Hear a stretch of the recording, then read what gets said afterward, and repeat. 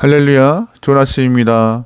오늘도 말씀으로 하루를 시작합니다. 슬기로운 아침 시간 역대하 33장 말씀 보겠습니다.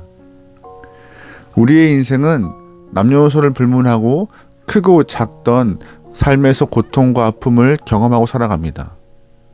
예외가 없죠. 그런데 중요한 것은 누구나 고통과 아픔 속에 살아가는데 그 고통과 아픔에 머무르지 않고 전화위복시켜서 새로운 삶을 살아내는 것, 그것이 우리 인생에 주어진 숙제임을 꼭 기억하셔야 합니다. 어릴 적 아주 가난하게 살던 사람이 있다고 한번 가정해 봅시다. 어떤 사람은 힘들었던 시절을 떠올리며 비슷한 처지에 있는 사람들을 돕는 부류에 그렇게 눈을 조금 더 확장시키고 손을 뻗는 영혼으로 변화가 되는 반면, 어떤 부류의 사람은 고통스러웠던 과거를 움켜쥐고 손 한 번 펴지 못하고 나누지 못하는 사람들도 있습니다. 과거의 고통이 현재를 살아가는 좋은 양약이 되는 사람이 있는 반면, 과거의 고통이 현재를 더욱 어렵게 만드는 사람들도 있는 것이죠. 여러분 보시기엔 누가 더 전화위복의 새로운 삶을 사는 영혼일까요? 모든 인간은 다 기본적으로 아픔 속에서, 고통 속에서, 어려움 속에 살아갑니다.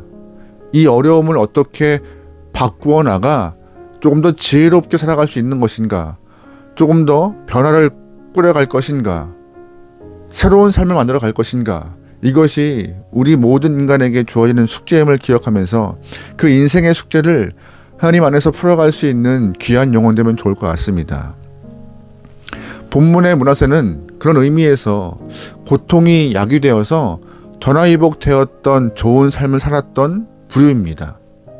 므낫세의 아버지는 성군이라 불리는 히스기야 왕이었습니다. 히스기야의 아들로 태어난 므낫세는 아버지가 했던 길만 걸어갔어도, 아니 아버지의 반의 반만 닮았어도 참 좋은 사람이다, 훌륭한 임금이다라고 들었을 텐데, 므낫세는 아버지가 걸어갔던 선한 길을 걷지 못했습니다. 성경은 므낫세의 행적을 이렇게 말하고 있어요. 2절과 3절 말씀입니다.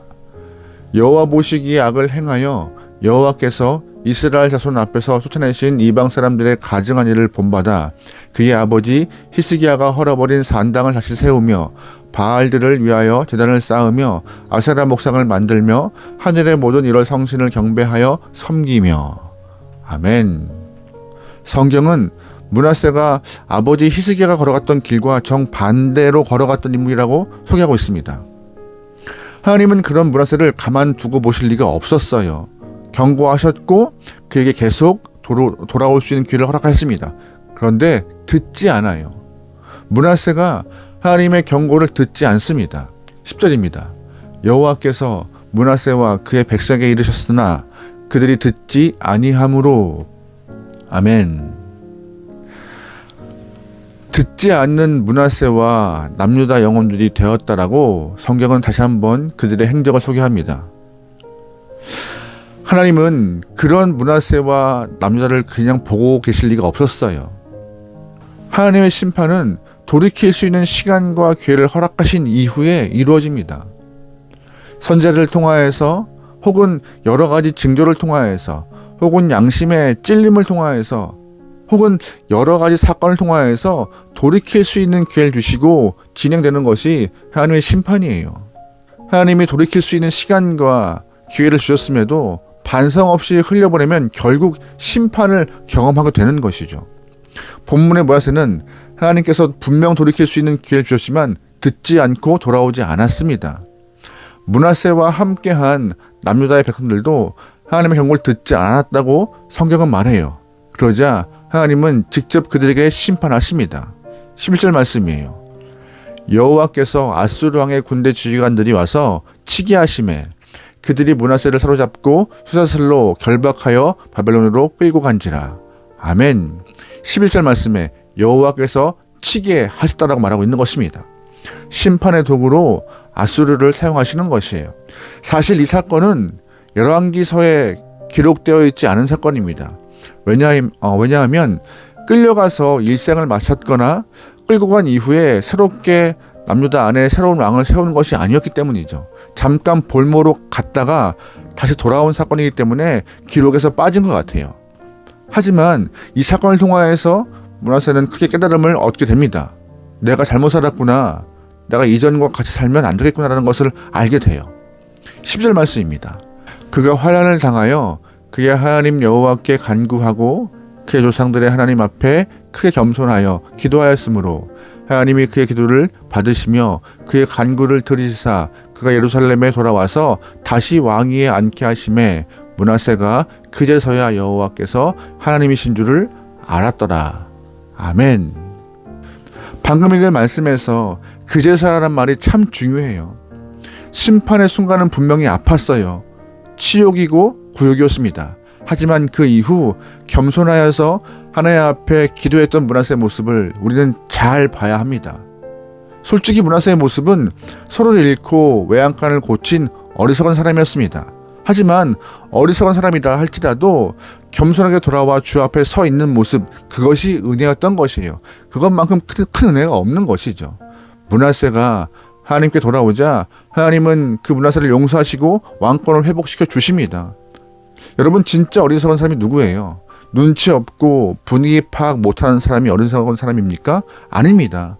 하나님이 징계하심에도 깨달음이 없고 끝까지 악한 길을 걷는 영혼이 진짜 어리석은 사람이에요. 성경을 보면은요, 소 잃고 외양간 고친 사람 굉장히 많아요. 하지만 소 잃고 외양간을 고쳐본 사람일수록 하나님의 그 크신 사랑과 용서하심, 또한 하나님이 그들을 크게 사용하심을 우리는 알 수 있어요. 여러분, 그러기에 인생에서 정말 중요한 것은, 우리 인생은 죄성을 가진 인간들이 길을 걸어가는 영혼들인지라 실패할 수밖에 없고 심판으로 걸어가는 길입니다. 중요한 것은 돌이키는 영혼만이, 하나님을 인정하고 겸손히 서 있는 영혼만이 지혜로운 영혼임을 우리는 꼭 기억하시고 돌아오기를 하나님 소망하시고 주님과 함께 동행하여서 지혜롭게 전화위복된 삶을 살게 원하고 계신 것입니다. 인생 중 한계를 경험할 때, 절망과 고통과 아픔의 순간을 찾아올 때 하나님을 찾고 돌아오시길 소망합니다. 또한 주님을 향하여서 주님을 하나님으로 인정할 수 있고 나의 아버지로 고백할 수 있는 믿음의 영혼들을 소망합니다. 오늘 말씀을 통하여서 하나님이 인간들을 어떻게 상대하시는지 잘 기억하고, 또한 과거를 잊고 므낫세와 같이 주 앞에 설 수 있는 용기 있는 영혼, 또한 삶을 바꾸어서 주님과 함께 살아가며 주님을 인정할 수 있는 하나님의 귀한 영혼 되기를 주의로 축원합니다. 아멘. 기도하시겠습니다.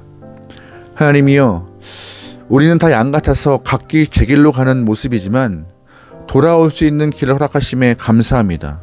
돌이키고 돌아와 주님을 인정하며 겸손히 주님을 높일 수 있는 귀한 영혼들이 많아지게 허락하소서. 지금 많은 교회와 많은 성도들을 주님의 도구로 삼아 돌이킬 수 있는 일에 사용하시고 함께 주님의 길을 걸어갈 수 있는 동역자가 되어 하나님의 열매가 많이 맺혀지게 나오니 주님이시여, 이 땅에는 많은 성도와 많은 교회들을 사용하여 주옵소서. 특별히 오늘 하루 우리가 각자의 삶에서 먼저 은혜를 경험하고 있사오니 은혜 받은 자 돌이킴의 도구가 되어서 주 앞에 바로 서고 많은 사람들에게 복음을 전할 수 있는 주님의 귀한 영혼되게 원하오니 우리의 입술과 손과 발을 주님의 도구로 사용하여 주시옵소서. 모든 걸 맡기오며 예수님의 이름으로 기도합니다. 아멘.